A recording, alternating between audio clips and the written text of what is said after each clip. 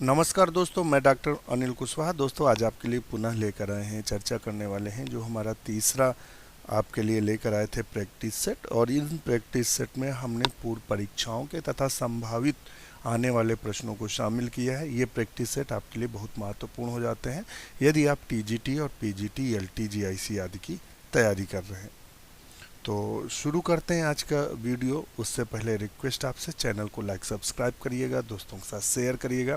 आप हमारे Telegram channel से जुड़ सकते हैं जहां आपको मिलता है फ्री में नोट्स, बुक्स, और आपको हमारे जो ऐसे क्वेश्चन जो परेशान करते हैं वहां आप जवाब ले सकते हैं और जवाब दे सकते हैं। तो आपके लिए खुला मंच है तैयारी करने के लिए, तो आप वहां से जुड़ सकते हैं।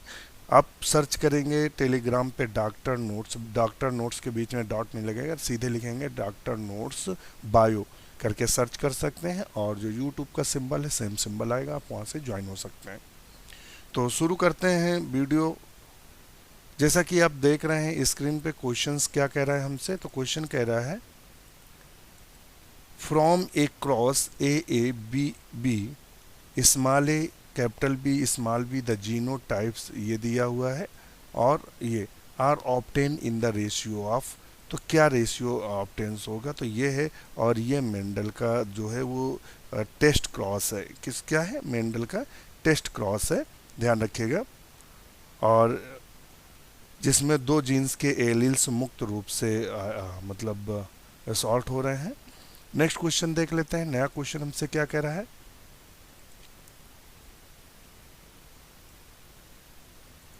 Direct effect of radiation on the DNA includes, DNA पर विकिरण के प्रत्यक्ष प्रभाव में सम्मिलित है। तो क्या सम्मिलित है, तो इस पे क्या सम्मिलित है, तो इसका सही आंसर होगा डी। क्या होगा? All of the above. इसमें क्या होगा? Formation of pyrimidine dimers only. तो ये सिंपल सी बात है कि पिरिमिडीन डाइमर्स बनेंगे विकिरण से। ये क्वेश्चन पूछा गया है कि क्या होता है, तो ये ऑप्शन में कई बार ये अकेले दिया रहता है पिरिमिडीन डाइमर। ये पूछता है कि डीएनए पर विकिरण के प्रभाव से क्या होता है, तो वहाँ ऑप्शन दिया रहता है पिरिमिडीन डाइमर का निर्माण, या दिया रहता है पिरिमिडीन डाइमर का निर्माण कैसे होता है। फिर वो ऑप्शन में आपको दिया रहेगा रेडिएशन। तो ध्यान रखिएगा। Removal of purine pyrimidine base only, cross linking of stand only. तो ऑप्शन इसका होगा all of above. Next question देख लेते हैं। नया क्वेश्चन हमसे क्या कह रहा है।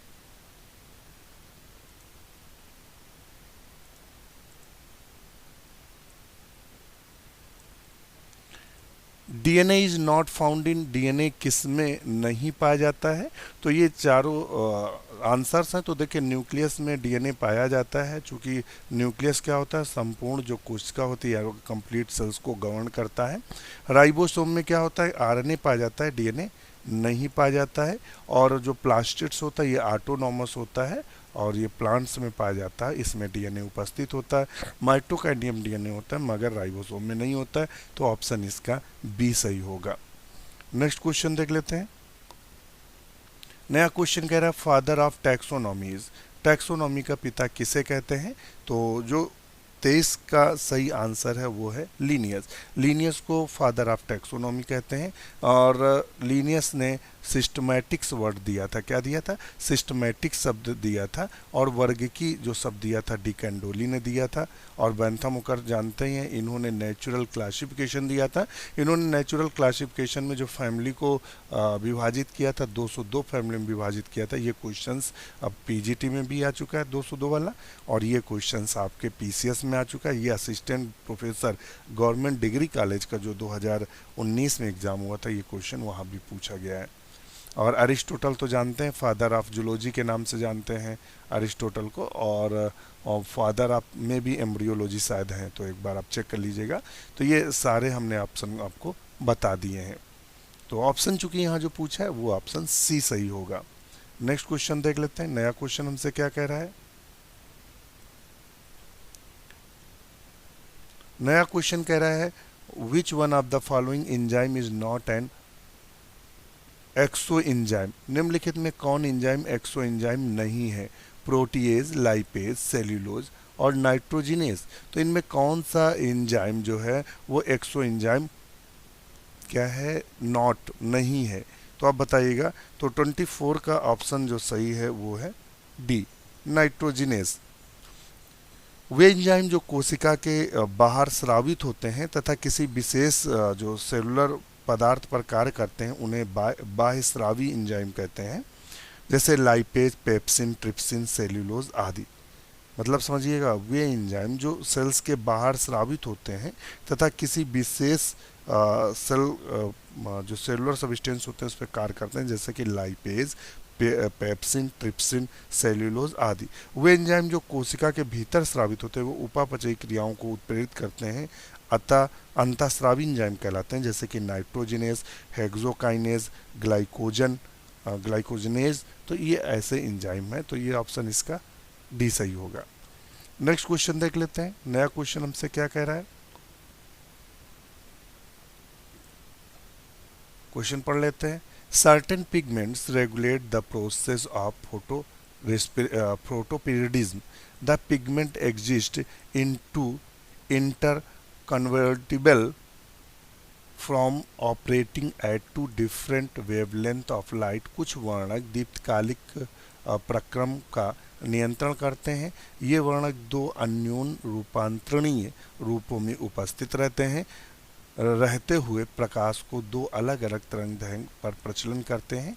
तो इसके ऑप्शन देख लेते हैं पहले सारे, क्या कह रहा है।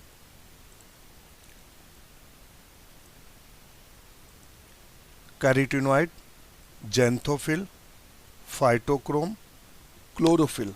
तो इसका ऑप्शन क्या है 25 का? 25 का ऑप्शन सी सही है, फाइटोक्रोम। फाइटोक्रोम एक प्रकार का पिगमेंट है जो प्लांट में पाया जाता है। ये प्रदीप्तकाल फोटो पीरियडिज्म अनुक्रियाओं में प्रकाश अवशोषण से संबंधित है। फाइटोक्रोम निम्न में दो इंटर कन्वर्टिबल अवस्थाओं में रहता है, एक होता है पीआर और एक होता है पीएफआर। जो पीआर होता है वो P600 अवस्था होती है या P600, और जो P730 होता है मतलब पीएफआर होता है। ऐसे इंटर कन्वर्जन आपने देखा होगा जब पढ़ रहे होंगे फोटोपेरिज्म। एक होता है पीआर रेड और ये ऐसे कन्वर्जन का निशान लगाते हैं, और एक होता है पीएफआर, ध्यान रखिएगा। ये P700 वेवलेंथ 600 वेवलेंथ से संबंधित है। ये जो है ये 730 वेवलेंथ से संबंधित है या 700 से संबंधित है। तो ये थोड़ा सा आप देख लेंगे। तो यहाँ से चूंकि क्वेश्चन बने हैं, ये अवस्था ध्यान रखिएगा, यहाँ से क्वेश्चन बने तो इसको देख लीजिएगा। नेक्स्ट क्वेश्चन देख लेते हैं, नया क्वेश्चन क्या कह रहा है।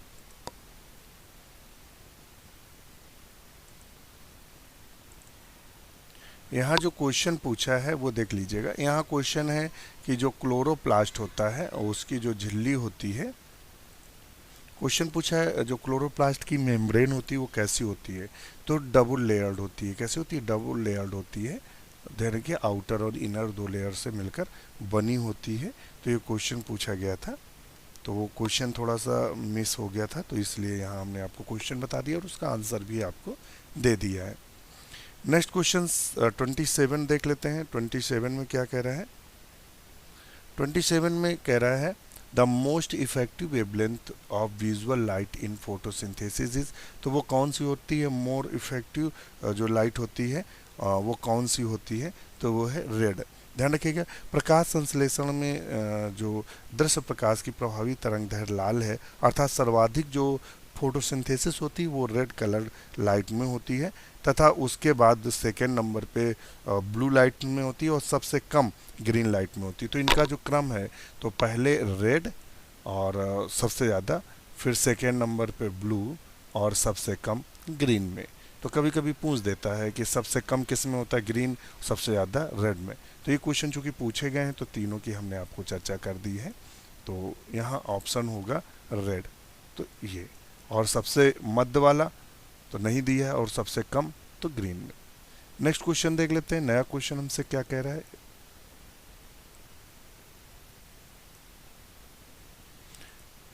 The ratio of recessive epistasis is. तो एपिस्टाटिस का रेशियो क्या होता है तो बताइएगा, और रिसेसिव एपिस्टाटिस दिया हुआ है तो बताइएगा। तो इसका रेशियो क्या होता है? तो इसका जो आंसर 28 का सही है वो कौन सा है? तो वो है ए। क्या दिया हुआ है?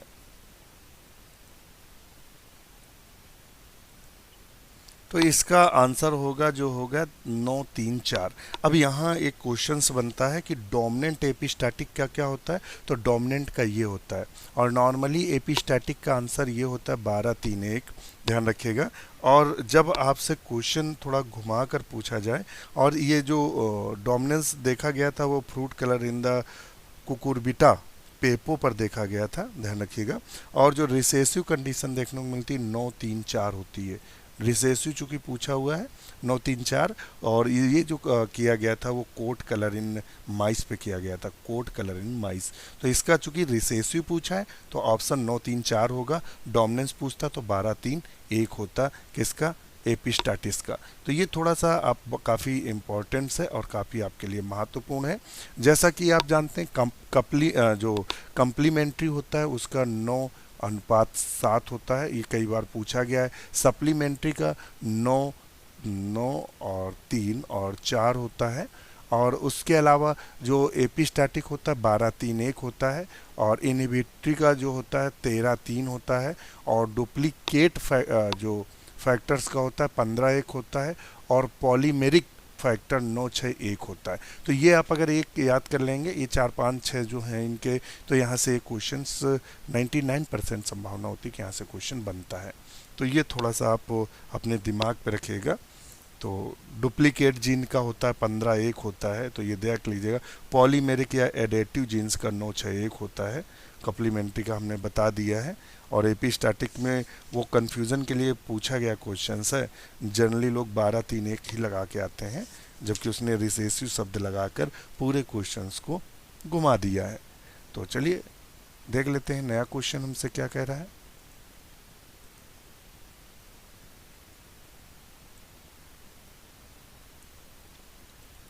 In which one of the following plant species can self-pollination never occur there naturally or artificially? निम्न में से किस एक पादप जात में प्राकृतिक अथवा कृत्रिम रूप से कभी भी स्वपरागण संभव नहीं है? तो बताइएगा इनमें से वो कौन सी जाति है जिसमें स्वपरागण संभव नहीं है? तो वो 29 का जो सही आंसर होगा वो बताइएगा। जीमेस दिया हुआ है, गोसोपियम हिरसुटम दिया हुआ है, और आपका सैकेरम ऑफिसिनेरम दिया हुआ है, और कैरिका पपाया दिया हुआ है। तो 30 का जो सही 29 का जो सही आंसर होगा वो होगा कैरिका पपाया। कैरिका पपाया ऐसा क्यों होता है? तो कैरिका पपाया प्लांट में प्राकृतिक एवं कृत्रिम रूप से कभी भी स्वपरागण संभव नहीं है, तो इसलिए चूंकि ये मेल और फीमेल अलग होते हैं। नेक्स्ट क्वेश्चन देख लेते हैं।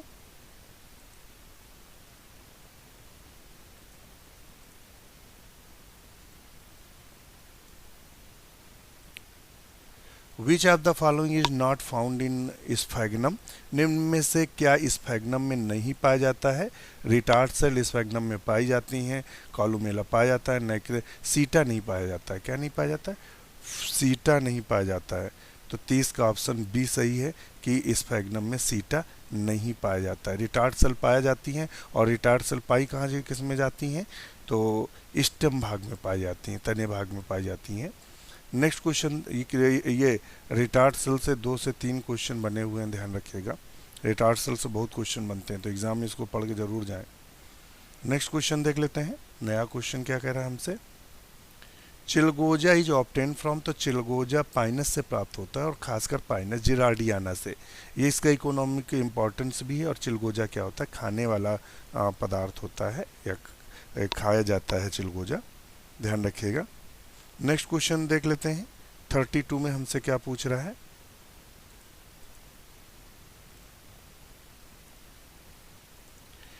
The quality of T dependent upon, किस पे करती है? तो कलर ऑफ लीव्स, बेन सिरा प्रमुखता पे, पत्तियों के रंग पे, पत्तियों की आयु पे, पत्तियों के आकार पे। तो ये डिपेंड करती है पत्तियों के कलर पे, पत्तियों के रंग पर निर्भर करती है, ध्यान रखिएगा। किस पर निर्भर करती है? पत्तियों के रंग पे। नेक्स्ट क्वेश्चन देख लेते हैं। नया क्वेश्चन हमसे क्या कह रहा है?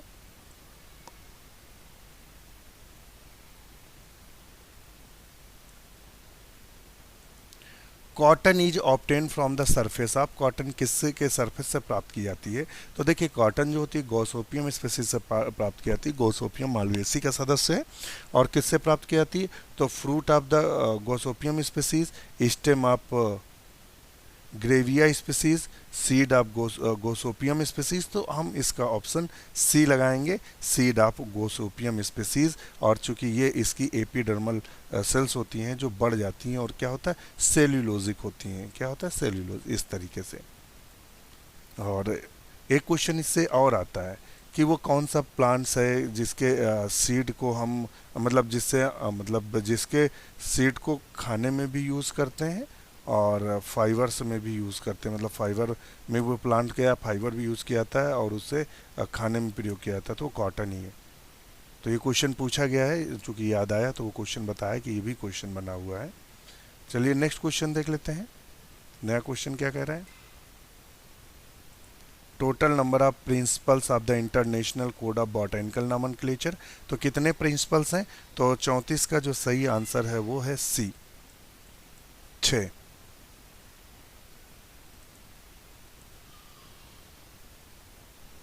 छह सिद्धांत हैं इसके। तो international code of botanical nomenclature में 6 सिद्धांत दिए गए हैं और अंतर्राष्ट्रीय मानकों के अनुरूप पौधों का जो नॉमेनक्लेचर्स करते हैं वो इन नियमों को फॉलो करके करते हैं, तो ध्यान रखिएगा। नेक्स्ट क्वेश्चन देख लेते हैं। सिलिकुला फ्रूट इज फाउंड इन, सिलिकुला जो फ्रूट्स होता है वो किस में पाया जाता है? तो इस सिलिकुला जो होता है ये एलटी में आया था, देखना एलटी का पेपर पढ़ा, यही क्वेश्चन एलटी में 2018 में आया है। सिलिकुला फ्रूट इज फाउंड इन, तो सिलिकुला फ्रूट किस में पाया जाता है? तो 35 का जो आंसर सही है वो अब यहाँ एक बड़ा कंफ्यूजन था सिलिकुआ और सिलिकुला में।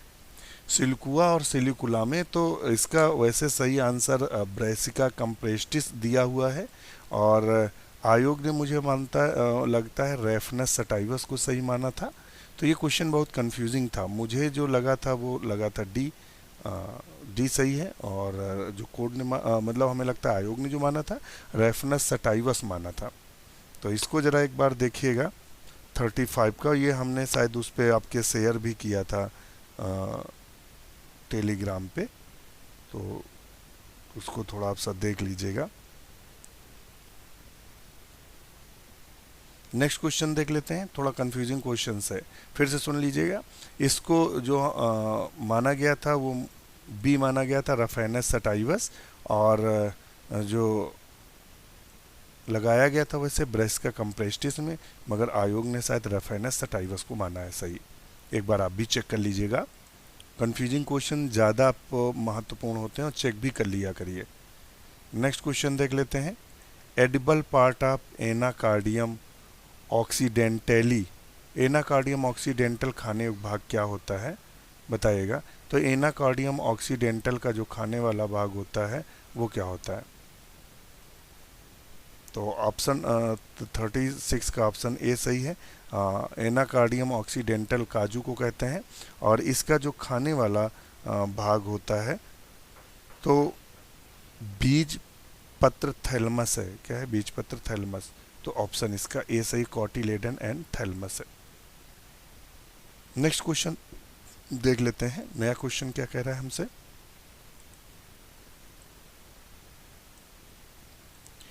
रेडवुड ट्री इसमें से क्या है? तो सीड्रस है। क्या है? सीड्रस या sequoia.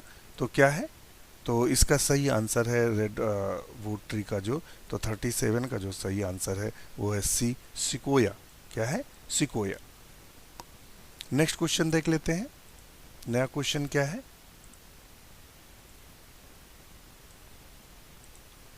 From which part of the plant is the crocus sativus saffron is obtain. तो कभी कभी पूछ देता है कि केसर का बॉटेनिकल नेम का क्रोकस सटाइवस है और कहाँ से प्राप्त किया जाता है? तो ये स्टाइल और स्टिग्मा से प्राप्त किया जाता है केसर। जो आप लोग केसर खाते हैं बहुत महंगा आता है, लगभग 60-70 हज़ार रुपये किलो के हिसाब से, या $5,000 या $7,000 आता है किलो का हिसाब आता है।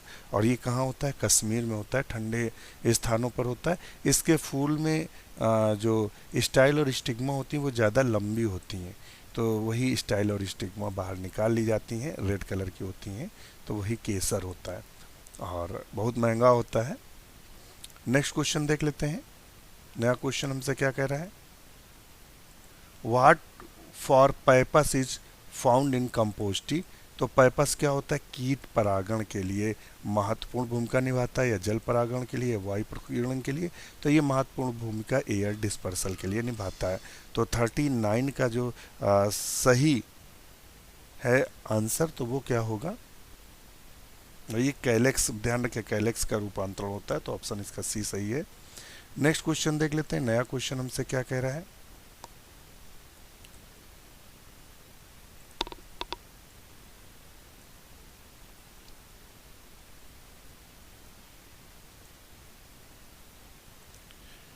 Visualization of DNA fragment is done after straining DNA with. DNA देखने के लिए डीएनए खंडों को रंजित किया जाता है, तो किससे किया जाता है, इथिडियम ब्रोमाइड से।